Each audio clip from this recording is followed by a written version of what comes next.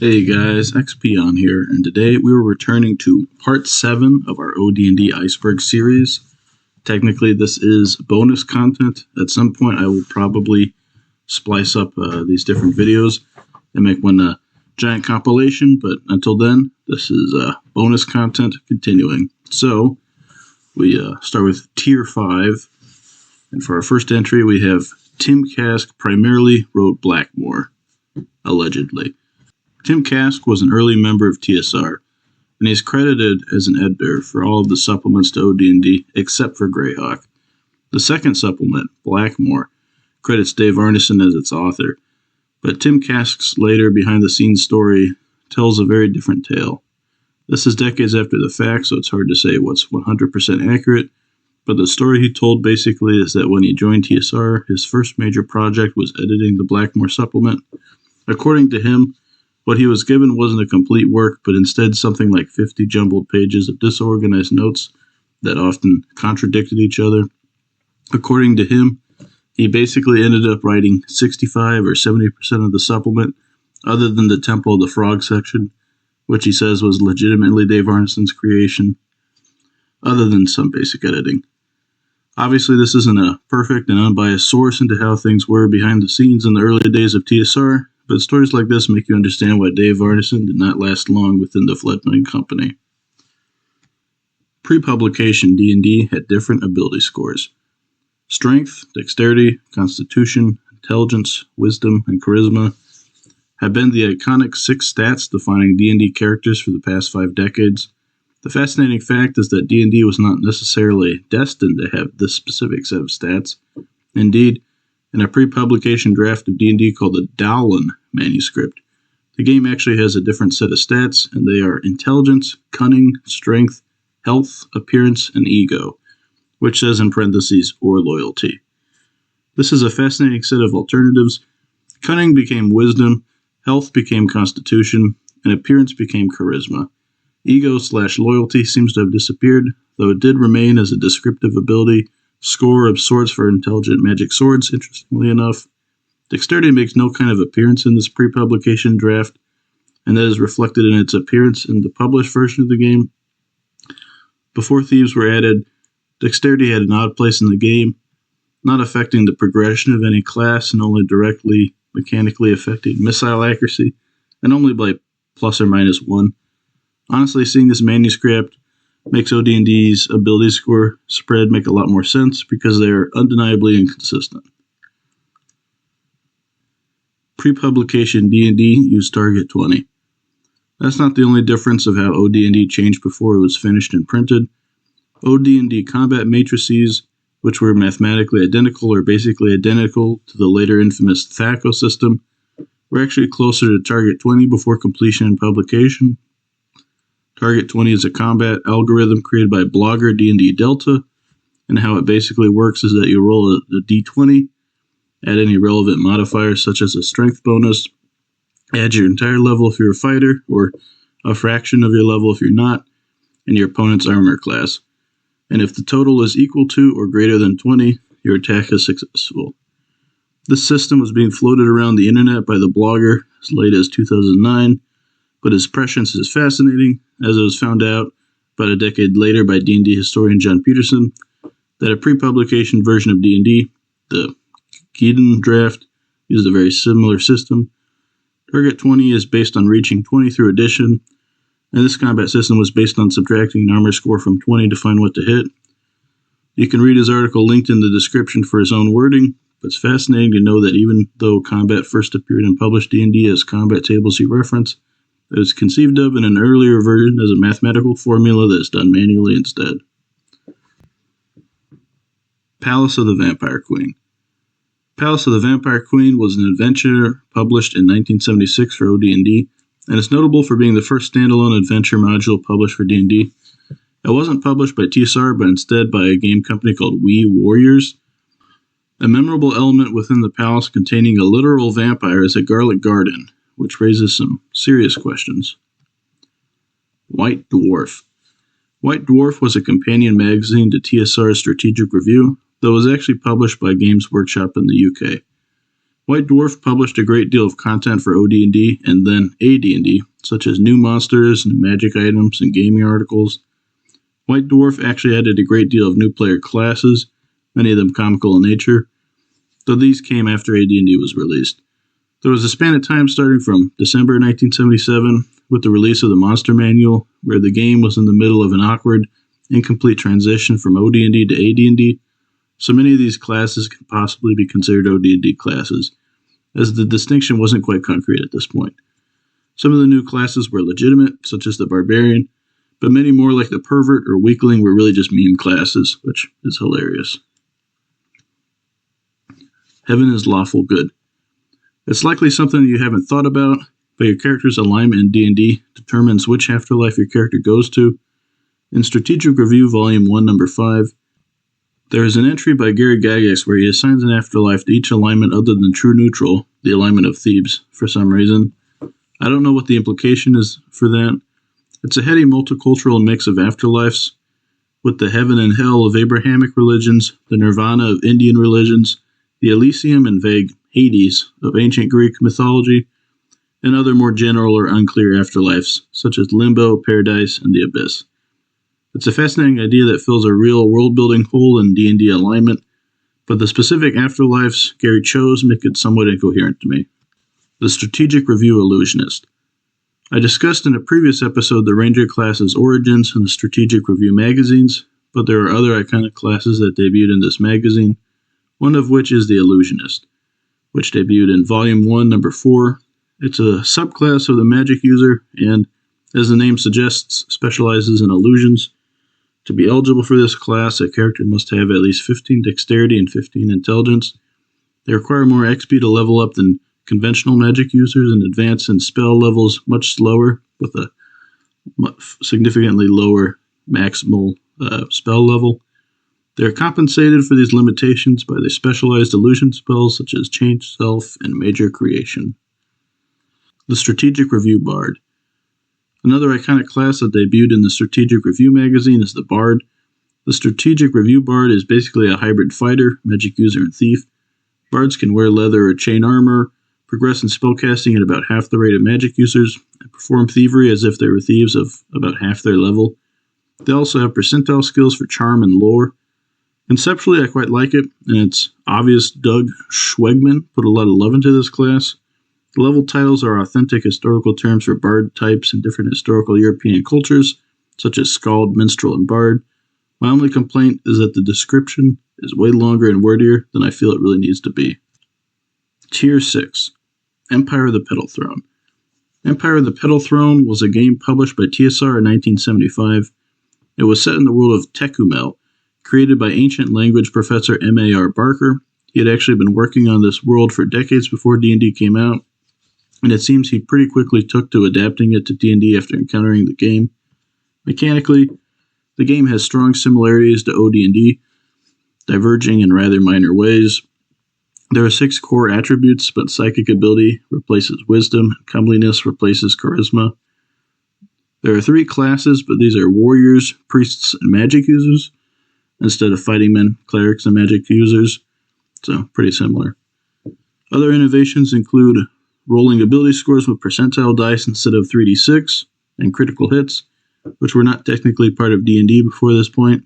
So, it's an interesting game, but I think its most interesting elements come from its world building, and I might make an in-depth video about that at some point. I'll just leave the cool fact that in this world, iron is scarce and highly prized, so it's more common for people to use weapons and armor made from hippo-like beasts rather than iron. Tunnels and Trolls. Created by Ken St. Andre, a librarian, and published in 1975, Tunnels and Trolls was the second modern, published role-playing game ever created. It was intended to be a simplified, streamlined, and better organized take on D&D.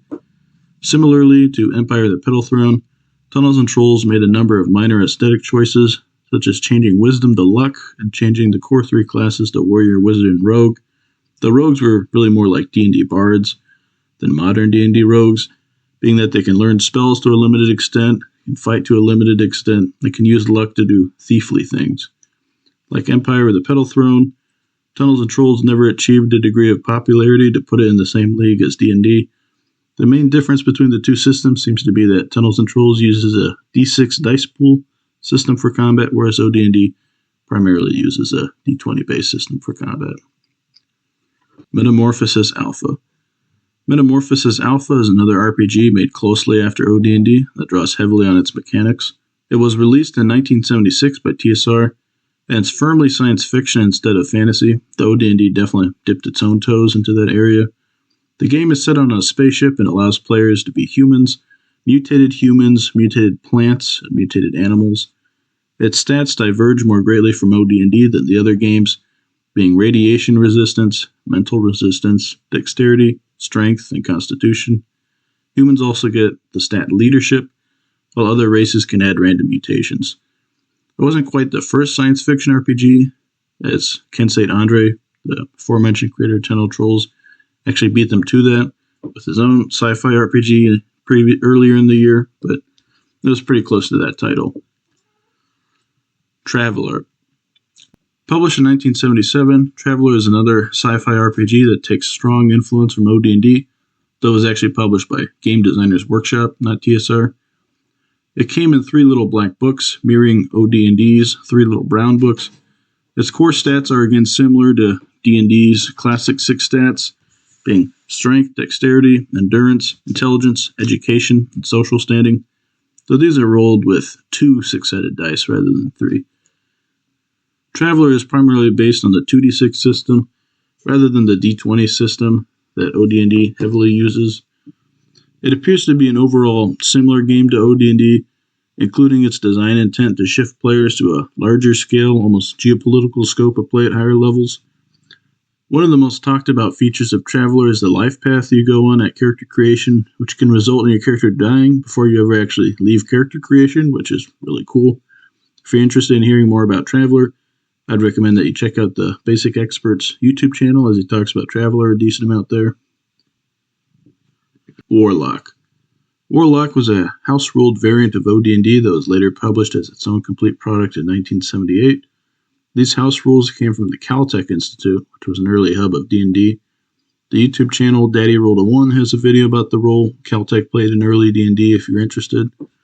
The Warlock house rules kept a great deal from OD&D, though they did change melee combat in a big way by giving fighters a combat minigame consisting of the maneuvers thrust, parry, and feint.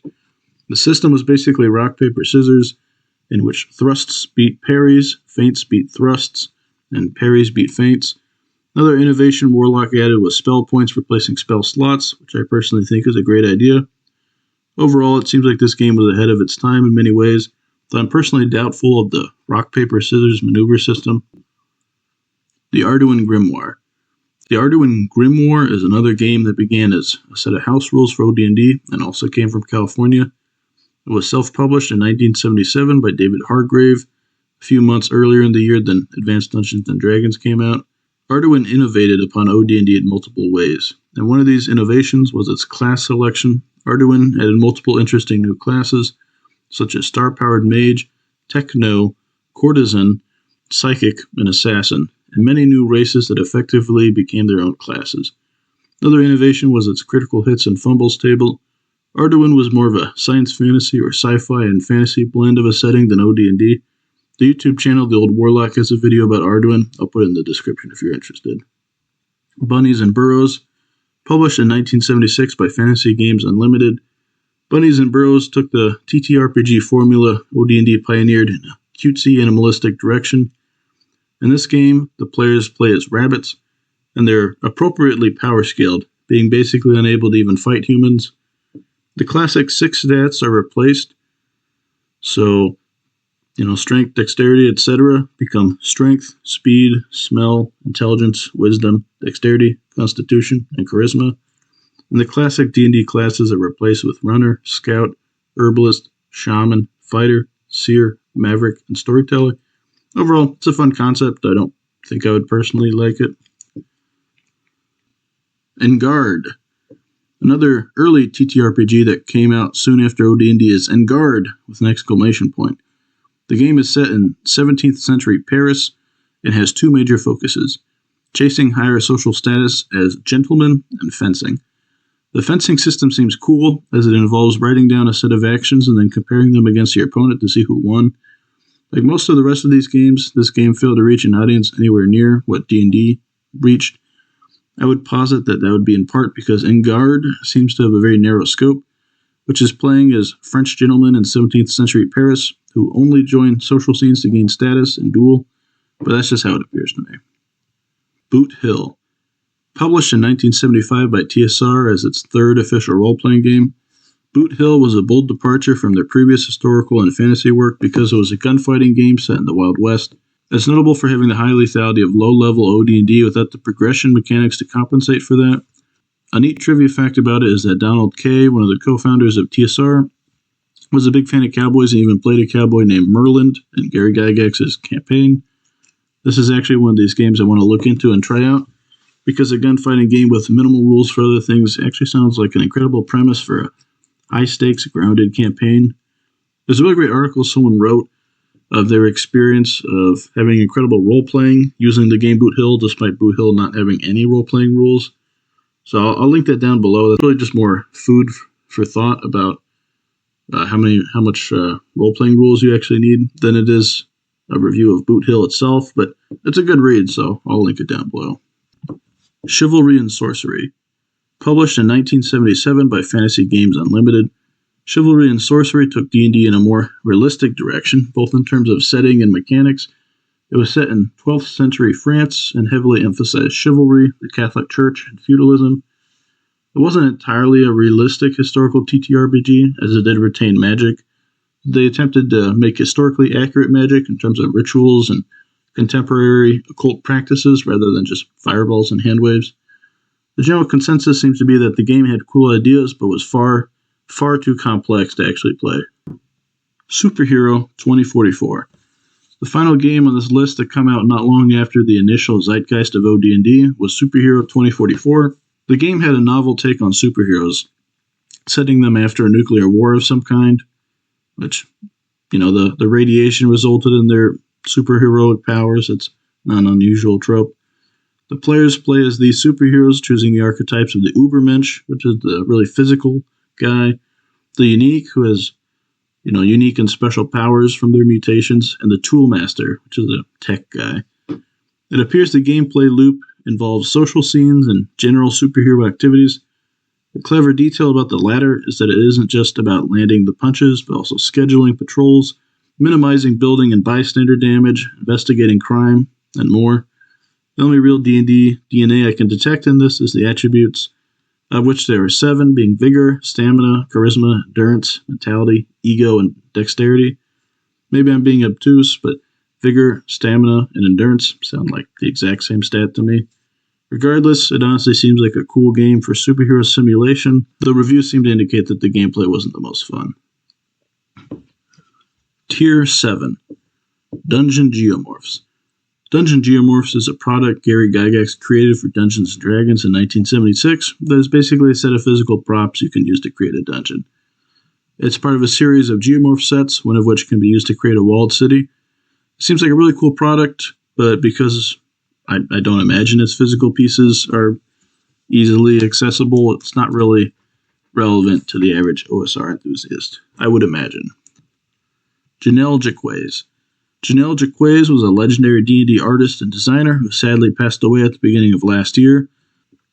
Jaquays was involved in the D&D scene almost from the beginning and created the legendary module Caverns of Thracia in 1979, which, if it is technically an OD&D module, is by far the most well-known and beloved OD&D module. The controversy over that question stems from the fact that this was during the transitional period between OD&D and AD&D, and that the Caverns of Thracia was mostly designed around OD&D's rules, but had some AD&D elements, like an illusionist or two. Caverns of Thracia. The Caverns of Thracia is a mega dungeon set in a Greek-inspired land. These elements come from the name Thracia itself, an ancient Greek or Greek-adjacent land, and other elements such as the cult of Thanatos, the Greek god of death. This mega dungeon is reputed for being exceptionally non-linear and Jaquaid, as they call it. I'll leave a couple articles about it in the description. Tegel Manor. Released in 1977, Tetzel Manor is another well-known third-party adventure made for OD&D at its tail end. The Manor is a gothic mega-dungeon with what seems to me to be an Addams Family vibe, filled with traps and monsters and such. It also sounds really cool and emphasizes how much creativity people brought to the game at this time. City-State of the Invincible Overlord. Released in 1976 by Judges Guild, City-State of the Invincible Overlord was the first city supplement released for D&D. It has factions, keyed locations, random urban encounters, and more. It really seems to be the total package for an urban campaign. It's a total urban sandbox, and it's something I want to check out for potential use myself. OD&D Retro Clones. The OD&D product line ended decades ago, but the edition has gotten a resurgence of interest to the OSR over the past couple decades or so, and this has manifested in plentiful OD&D retro clones. I even saw someone claim online that there are technically more OD&D retro clones than basic retro clones, though that isn't exactly an easy statistic to prove, as it isn't entirely clear what counts as an official retro clone and what is just a set of house rules or an unpublished fan product. Regardless, the game has really gained new wings from this. The most popular OD&D retro clone is definitely Swords and Wizardry by Matt Finch, which maintains its simple rules while broadening its original scope to concepts like assassins. Other notable OD&D retro clones are Delving Deeper, which faithfully replicates pre-supplement OD&D, White Box Fantastic Medieval Adventure Game, which seems to be a simplified and streamlined take on OD&D, White Box by the Basic Expert, which attempts to combine pre-supplement OD&D with chainmail, as one might have tried to do in 1974 without future knowledge and future game design to draw on, and Seven Voyages of Xylarthan, which takes several unique spins on OD&D, one of which is its adventurous Sinbad the Sailor-inspired setting. Even if there are technically more OD&D retro clones than basic D&D clones, the basic clones are by leaps and bounds far more well-known than the OD&D clones. There being more of them is likely due to the incomplete and inconsistent nature of OD&D, which invites expansion and correction from the possessor of the game, more so than later editions did. OD&D continued until 1991.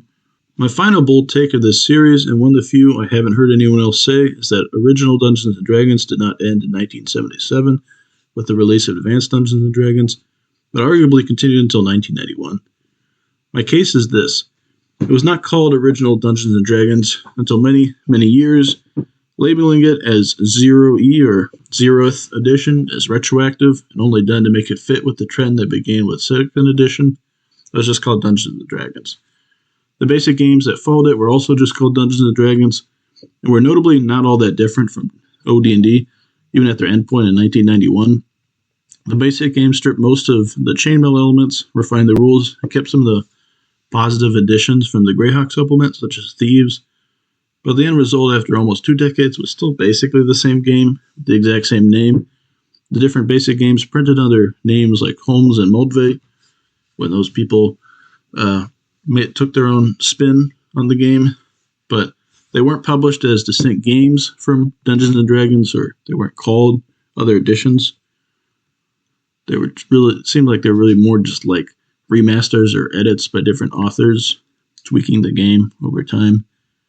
Considering that after OD&D there were 2 separate product lines by their technical names, Dungeons & Dragons and Advanced Dungeons & Dragons, it isn't out of pocket to say that the final basic edition of 1991 was still the same game published in 1977, just tweaked and edited over time. There is still a huge amount of matching DNA between the 2 games.